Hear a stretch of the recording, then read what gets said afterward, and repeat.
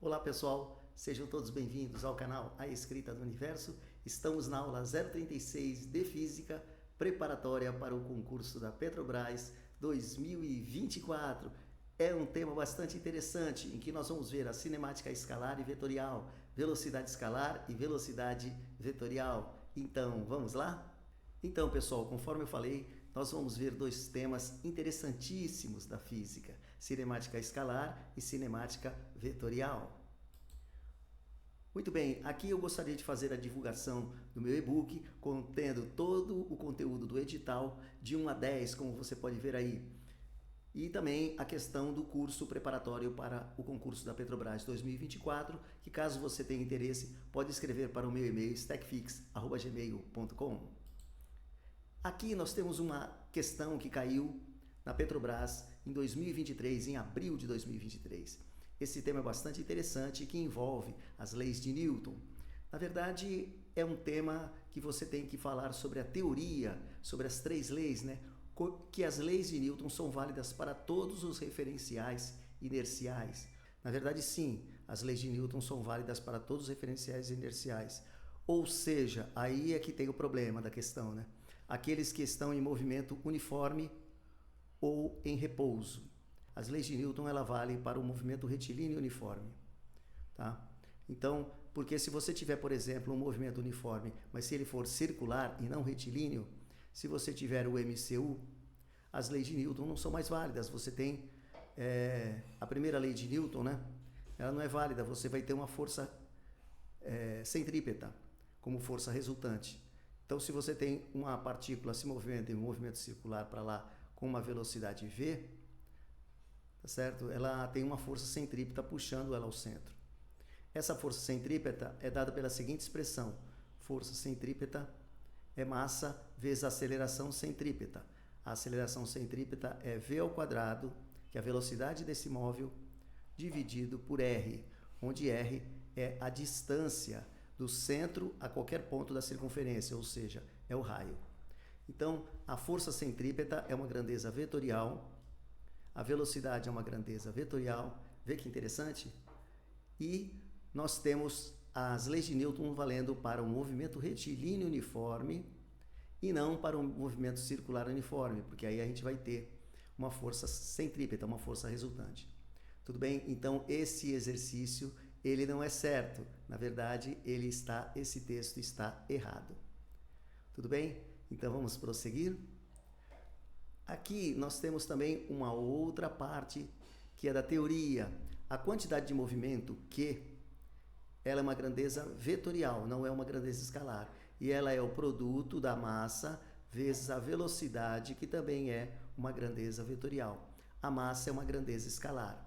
Então, m é a massa da partícula e v é a velocidade da partícula. Se você multiplica a massa de um ônibus, de uma partícula, né, de um elétron, pela sua velocidade, você vai ter a quantidade de movimento. Em física de nível superior, é chamado de momentum, representado por P. Também é massa vezes velocidade. Mas no ensino médio é ensinado que a quantidade de movimento é representada pela letra Q, na maioria dos exercícios, tá certo? E concursos. A quantidade de movimento de uma partícula é uma quantidade escalar. Aqui é que está o problema, tá? Realmente está errado. Essa resposta seria considerada incorreta. Ela está errada. A quantidade de movimento é uma grandeza vetorial. E se ele fala que é uma quantidade escalar, isso está errado. Tudo bem? Então vamos prosseguir? Bom, pessoal, esse exercício aqui diz o seguinte: João saiu do terminal às 6 horas e 30 minutos. Esse é o tempo inicial dele, de um ponto da estrada onde o marco quilométrico marcava 60 quilômetros. 60 quilômetros ali da estrada. E ele sai dali às 6h30 da tarde, né? Ou 6h30 da manhã, de um ponto da estrada onde o marco quilométrico indicava 60 quilômetros. Ele chegou a Belém às 7 horas, então é o tempo final dele, às 7 horas e 15 minutos. Ele demorou 45 minutos, né? Meia hora mais 15 minutos, 45 minutos, onde o marco quilométrico estava 0. Então ele percorreu, na verdade, 60 quilômetros. E aí, a velocidade média em quilômetros por hora do carro, ele quer saber velocidade média, ΔS sobre ΔT. A velocidade média é ΔS, que eu sei que é 60, sobre ΔT, que é a variação de tempo. Muito bem, eu tenho o ΔS 60 km, certo? E eu quero saber a resposta se é 80 km por hora a velocidade média. Será que isso está certo ou está errado? Vê que fácil. Agora eu tenho que passar esse ΔT, eu tenho que passar esse ΔT para 45 minutos para hora. Muito bem. Bom, isso é bem fácil, né? Porque 45 é 3/4 de hora. Você sabe disso? Tranquilo, né? Você tem que 1 hora e minutos. 1 hora corresponde a 60 minutos. 45 minutos corresponde a um tempo t. E aí, se você multiplicar em cruz, vai ficar 60t igual a 45, portanto, o tempo é igual a 45 dividido por 60. Agora, 45 dá para dividir por 15, né? Se você dividir por 15, dá 3. Se você dividir por 15, dá 4. 4 vezes 15, 60. Então, 45 minutos é 3/4 de hora. Então, vou colocar 60 quilômetros, 3/4. Esse 3 fica aqui e o 4 vai multiplicar o 60 por conta da álgebra, né? Portanto, isso está dando 80. A velocidade dele é 80, certo? 80 km por hora a velocidade média. Tranquilo isso, né? Então, você tem que entender que 45 minutos dá para dividir aqui por 15, dá 3, né? E dividir esse por 15 também vai dar 4. Então, 45 minutos são 3/4 de hora. Por que eu tenho que passar para hora? Porque eu não posso deixar em quilômetro por minuto. A velocidade tem que ser quilômetro por hora. Só que no lugar do 45 eu coloco 3 aqui, dividido por 4. Ele teria esse 4 aqui. Mas isso equivale a colocar ele no numerador. Apagar daqui e colocar no numerador. Então ele fica multiplicando 60. Eu, em vez de fazer 4 vezes 60 dividido por 3, eu faço 60 dividido por 3, dá 20. E aí fica só o 4 vezes 20, que dá 80. Então a resposta desse exercício seria 80. Esse é um interessante exercício de cinemática calculando velocidade média. Tá? Então aqui já está resolvido por mim, mas para ganhar tempo, né? Você tem que uma partícula tem uma velocidade inicial de 2 metros por segundo. Então, V0 é igual a 2 metros por segundo. E após percorrer um ΔS de 8 metros, alcança a velocidade final de 6 metros por segundo. Viu que tranquilo? Nessas condições, calcule a aceleração em metros por segundo ao quadrado e diga se é 2, tá? Na verdade, vai dar 2, porque você vai aplicar Torricelli. Como você não tem o tempo, você tem que escrever a equação de Torricelli. V quadrado é V0 ao quadrado mais 2 vezes A ΔS. Esta aqui é a equação de Torricelli. Tá? Mas aí você tem que escrever cada um dos valores, né? A velocidade ao quadrado final, se a velocidade final é 6, ao quadrado vai dar 36, mais V0 ao quadrado, V0 é 2, ao quadrado dá 4, mais a aceleração é positiva, né? 2 vezes A, vezes o ΔS, que é 8. Ela percorre uma distância de 8 metros. Então, dá 16A. Isolando o A, você chega em 2. 36 menos 4 dá 32. 32 dividido por 16 é a resposta do A, que dá 2 metros por segundo. Interessante esse exercício. Esse exercício, portanto, ele está certo. Tá? Ele está certo. Vamos prosseguir. Aqui nós temos a cinemática angular de uma partícula. Você sabe que existe um movimento circular, seja em forma de aproximadamente circular, como a Terra em torno do Sol. Kepler descobriu as 3 leis, né? Uma delas é que a Terra percorre uma trajetória em torno do Sol na forma de uma elipse, aproximadamente circular. A gente pode, às vezes, aproximar. Muito bem. Então, nós temos aqui a teoria envolvendo a velocidade tangencial versus velocidade angular. Nós sabemos que quando uma partícula gira, ela tem uma velocidade linear, né? Uma velocidade que é a velocidade tangencial aqui, tá certo? Ela vai para cá com uma velocidade tangencial, mas ela também varre um ângulo no tempo, que a gente chama de velocidade angular. É o quanto esse ângulo varia no tempo, que a gente chama delta t, delta θ sobre delta t. certo? Então, esse Δθ sobre ΔT é a variação do ângulo no tempo, e a gente chama isso de velocidade angular. É o quanto o ângulo varre na unidade do tempo. Por exemplo, ele pode varrer 90 graus em 30 segundos, ou 90 graus em 1 segundo, né? Aí anda mais 90, depois mais 90. Então, assim, tem um certo ângulo, que eu não sei, vai depender do problema. Ele anda 30 graus em 1 segundo, mais 30 graus em 1 segundo. Então, assim vai, né? Como se fosse um ponteiro de um relógio. Então, velocidade angular também pode ser escrita como 2π dividido por t. 2π sobre t, onde t é o período, é o tempo que o ponteiro demora para dar uma volta, que a partícula demora para dar uma volta completa. Tem uma outra expressão importantíssima que vê ômega-r, né? A velocidade linear relacionada com a velocidade angular.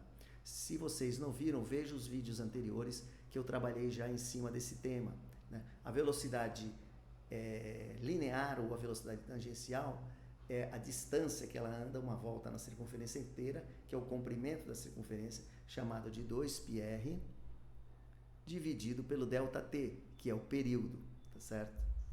Dividido por ΔT, que é o período. Então fica 2πr sobre t, onde 1 sobre t é o próprio f, tá? O inverso do período é a frequência, que a gente vai também calcular em rotações por minuto, ou também em hertz, tá certo? Então é assim que a gente trabalha as relações entre a velocidade tangencial ou velocidade linear, que é a distância sobre tempo, ΔS sobre ΔT. No caso aí eu estou colocando no lugar ΔS 2πr, porque ela dá uma volta, é um movimento circular, ela dá uma volta completa. Existe também essas coisas aqui, qualquer ponto que está aqui, ele tem a mesma velocidade angular, tá? Ele percorre os mesmos ângulos. Então é importante a gente saber que um ponto C aqui e um ponto D, eles têm o mesmo ômega, tá? Apesar deles estarem distantes, diferentemente do centro, eles têm o mesmo ômega e diferentes V. Vai ter um exercício que você vai ter iguais V e diferentes ômegas. Então, nós vamos fazer esse tipo de trabalho aqui. Então, aqui, a velocidade angular, V é ômega-r, tá? Então, a velocidade angular é o ômega. Ele é medido em radianos por segundo, que também é a mesma coisa que hertz. Radiano por segundo e hertz são sinônimos. Mas, também você pode trabalhar fora do sistema internacional, como está aqui, né? Não pertence ao sistema internacional, que você tem a rotação por minuto. O motor, por exemplo, muitas vezes eles dão em rotações por minuto, tá? Agora aqui nós temos todas as fórmulas, velocidade angular, frequência, período. Então, velocidade linear, V é ômega-r. Guardou bem? Que a frequência é o inverso do período. O período é o inverso da frequência. A frequência é medida em hertz ou em rotação por minuto.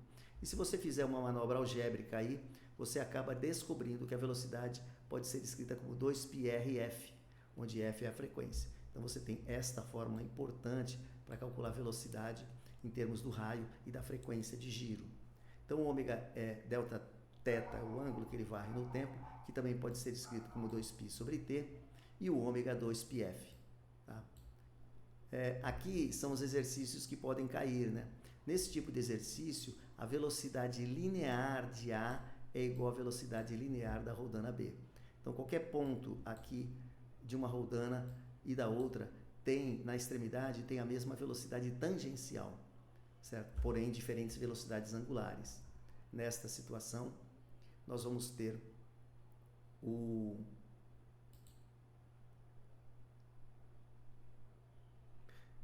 Nesse tipo de situação, nós temos que a velocidade linear é igual da roldana A igual à velocidade linear da roldana B, onde V é ômega-r, certo?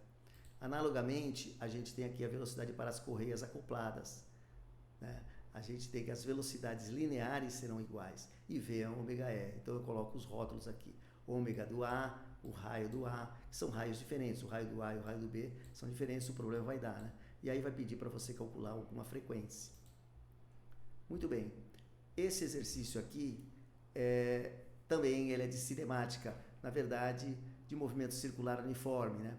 O tacômetro de um painel está informando que a frequência, nós temos que a frequência é 4.200 rotações por minuto.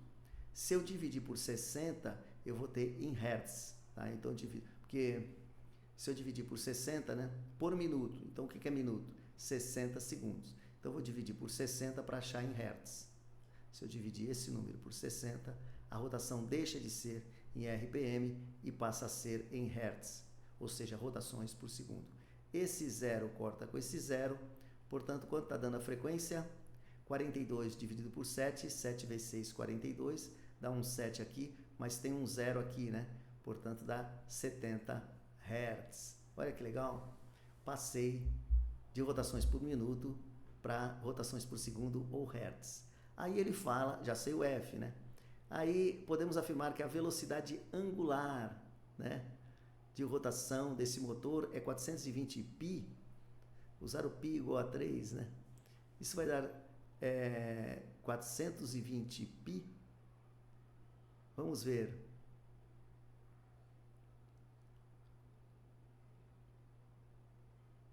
A velocidade angular, ômega, é 2πf, né? Então, a gente vai ter quem? O ômega é 2π vezes f. O f é da fórmula, né? Nesse exercício ele vale 70 Hz. Então, a gente tem que a velocidade angular vai ser 2714, 140 pi. Tá certo? Esse é o resultado da velocidade angular. Portanto, não é 420 pi esse exercício. A afirmação correta seria 140 pi. Beleza? Bom, eu vou deixar esse exercício proposto para vocês. Eu posso fazer num outro momento, envolvendo também velocidade linear e velocidade angular. Esses dois exercícios, EP1 e EP2. Tá certo? Bom, pessoal, gostaria de encerrar por aqui. Vejo vocês nos próximos vídeos. Um abraço a todos e até mais.